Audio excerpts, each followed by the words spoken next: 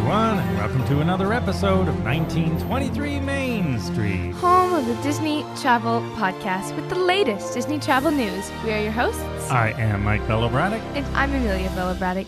And today, Disney's Blizzard Beach finally reopens, and Walt Disney World has a Thanksgiving food guide. Yes, now it's been sort of this or that with Typhoon Lagoon and Blizzard Beach. Typhoon Lagoon, I think, is closed now. Oh, well. Or will be soon. I don't know. Perfect timing. But Blizzard Beach, I'm not sure. Maybe I'm wrong. I can't remember. I thought I knew that. But Blizzard Beach is reopening on November 13th. Finally, it is my favorite of the two. No. You still prefer Typhoon Incorrect. Lagoon? That is wrong. If it didn't have Summit Plummet, would it still be your favorite? No. Exactly. It can't all just rest on one thing, which you'll never go on because the line is 4 hours long. Oh, it can, and we'll get to that in a minute. But it's sort of weird because just in time for winter, they're opening the water park. It's very on theme. It is on theme, you know, Blizzard Beach, obviously winter, but it's not really Florida weather friendly all the time through the winter, as they close it, I think, around 65 degrees and the pools for that matter. But anyway, it's reopening for the holiday season, as Disney says. Yeah, but you have to remember, it's Florida. Their weather's still like in the 80s, and we're over here in the 60s. But the big change is, you know, we talked about this on a past episode, how Disney is slowly but surely retheming everything that didn't already have a direct Disney character or movie theme into character, just like they did with Meisner's Lounge is now the Enchanted Rose, and we gave a lot of examples in that episode. Well, Blizzard Beach not spared from this trend. Can you guess? Yeah. Is quite possibly the most obvious. Let's see. What popular Disney would have winter in it? I don't know. It's pretty tricky. Well, I'm sure you've guessed if you haven't heard. Frozen has, I won't say taken over, but I will. But certainly wound its way into Blizzard Beach, and I don't like this, to be honest. Do you? It's not necessary. Why are we doing this? It's almost like they're leaving it wrong now, because the whole point of the movie was that it was frozen and then they thawed it. So yeah, now it's resolved. Why are we frozen again? That it was a ski resort that thawed and then they turned it into a water park. Well, now we're sticking frozen characters all through it. So it's the same point I made in that episode.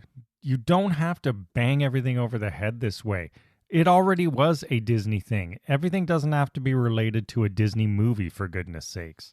But anyway, it is. So some of these are okay. So the first one, Tykes Peak, which is the kiddie area. Yeah, they've kind of ruined this one.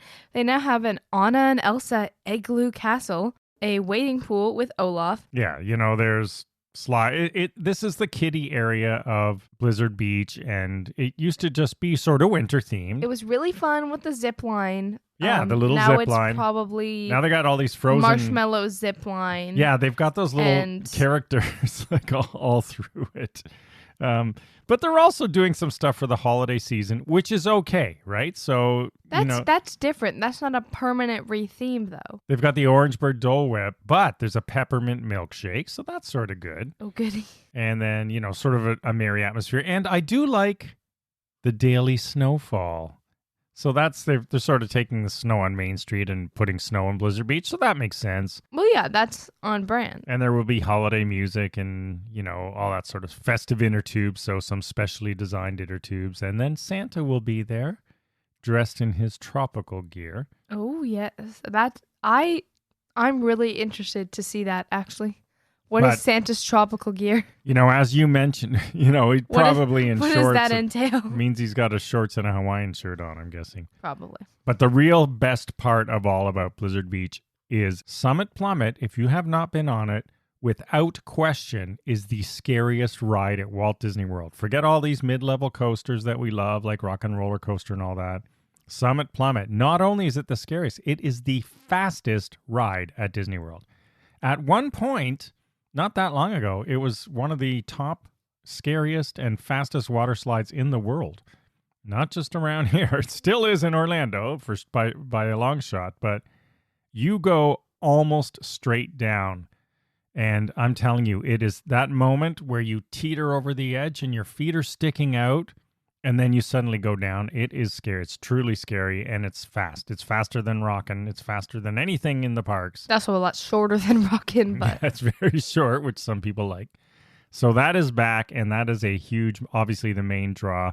It does get lines, of course. So if you want to ride Summit Plummet, please go early. rope drop it. You know, we use the same strategy for water parks as we do in the parks. Just get there early. Because like Summit Plummet will have hours long lines. People do line up for it. It is a very popular attraction, so use a similar mindset. Yeah, and we don't stay there all day, similar to the parks. Sometimes we do. So another tip here, the polar patios are back open. If you want to upscale your Blizzard Beach experience, these are really private covered cabana areas where you can sort of rent them. I can't remember if you can do a half day or full day, but even if we paid full day, we leave it half day.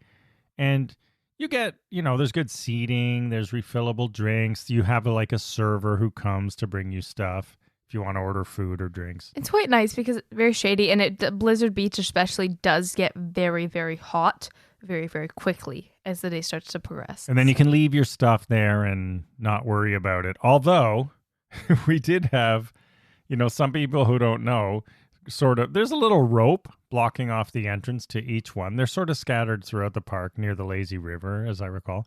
And, someone they take off the rope and walk in. It's like, hello, this is a private paid for patio. So maybe they have better watches on them now, but those are, in my opinion, worth the money if you want to do it. Then you can just relax. You don't have to worry about finding a sand spot or your stuff going missing or stuff like that. Exactly. Now, they do have new food and drink concoctions coming. New food at Blizzard Beach includes Cajun shrimp and grits, a watermelon passion lemonade from the Lotta Wada Lounge.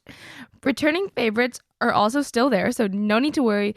Dole Whip is back, as well as a double bacon cheeseburger, and of course, the iconic 50th Ice Dream Sand Pail Sundae. Yeah, I don't know what that is. Does it look like a sandcastle or something? I assume it's in a pail. Yeah, and the seasonal Dole Whips too, so that's worth trying. Now, also cool there, Toboggan Runners. Does this have a new name? I don't think that's what it was called, but it's very close to Summit Plummet. I'm shocked it's not Frozeified. And yeah, I know, maybe it is. We'll see. But this is where you maybe race. It's on Kristoff's sled races. You race against other people. So there's like 4 or 5 or 6 lanes all together, and you go down on a water slide you're on a little mat or tube or something, and you race other people. So it's sort of fun. I don't know why they're saying get in the holiday spirit because it's just a toboggan ride. Like they call it a toboggan ride, but it does have dips, hills. Toboggan Christmas, of course. Yeah, you race against your family, friends, or strangers. Ooh. And then the good family ride there that everyone loves. Teamboat Springs. Yeah, Teamboat Springs. It's one of the longest, whitewater raft adventures in the world. Maybe longest fake whitewater raft adventure. I wouldn't necessarily call it a adventure, more like a charted course, but it is decently immersive. It's sort of got, your typical rapids, water spraying on you, all that sort of stuff. A lot of fun. It's like Misadventure. What's that one called? Misadventure Falls? Yeah, is that the one? It's very similar at Typhoon Lagoon. That's the fun one. And then something I have never done because I find it just to be a waste of time. Oh, we're being blatantly honest. Yes, is that they do have a chairlift there because remember, this was supposed to be a ski resort that turned into a water park. So if you want to get a good view and good pictures and all that stuff, you can take this chairlift. It's fun. It's very slow, but... Yeah, it's very slow.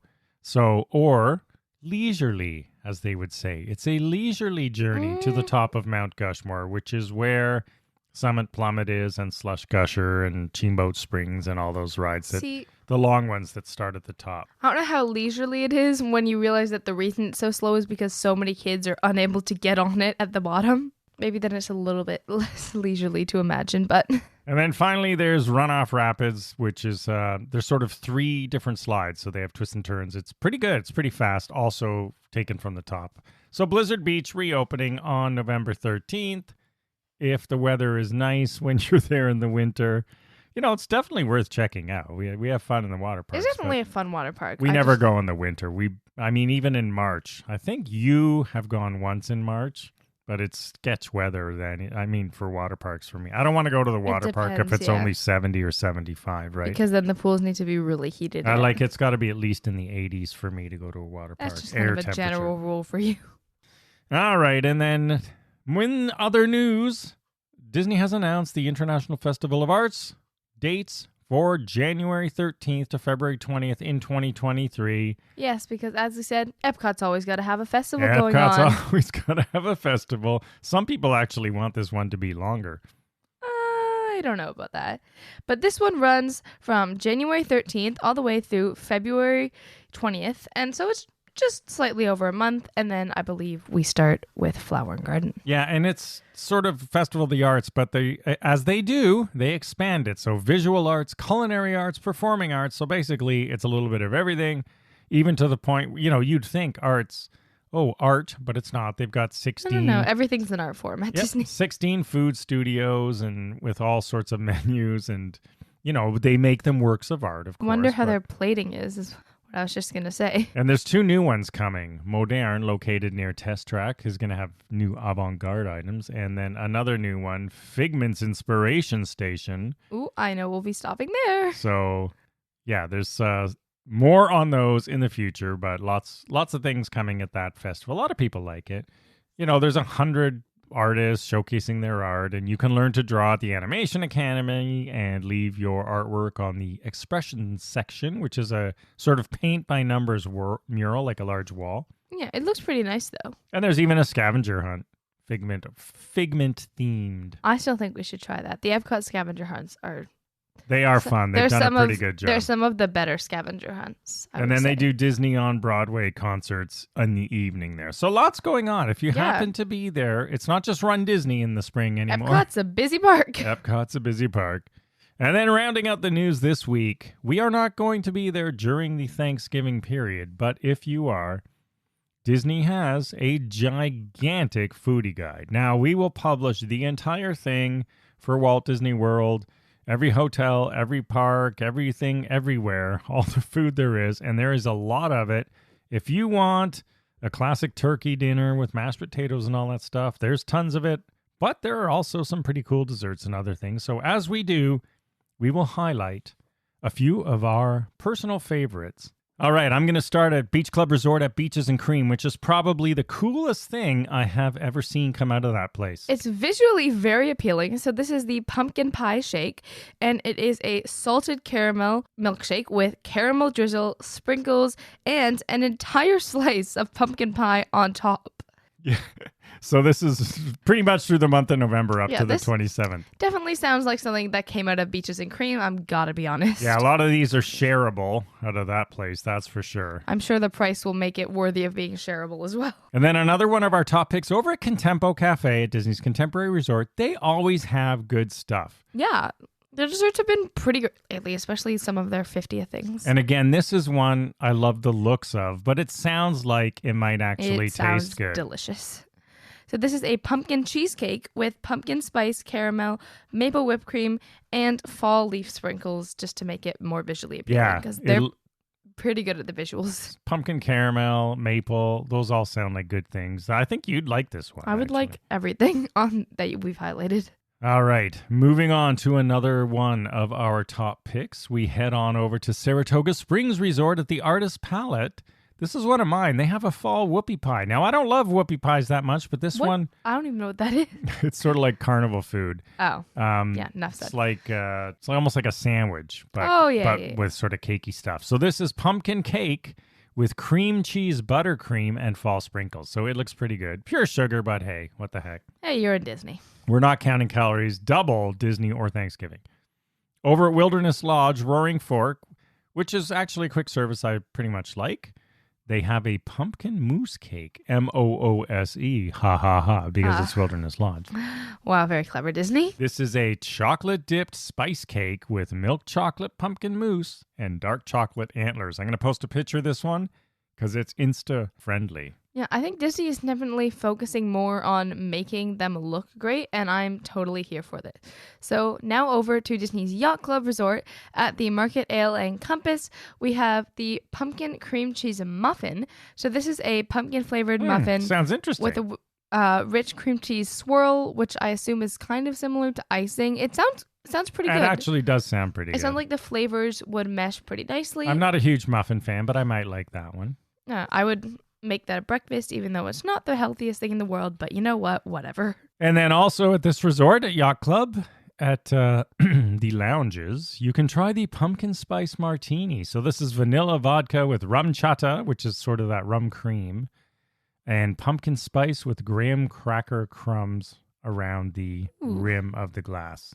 That sounds interesting. Yeah, it does sound interesting. I think I would have a few sips of that one. I think I'd just take the empty glass and then fill it with Diet Coke, to be honest. But, you know. Well, you can do that after I finish. At Tiffin's in Animal Kingdom Park, this one I chose because... This one sounds delicious. Yeah, but you have to see it. I don't think you've seen a picture. It's apple pie cheesecake. And this is whipped caramel cheesecake with apple pie compote and white chocolate streusel and a cranberry sauce on top.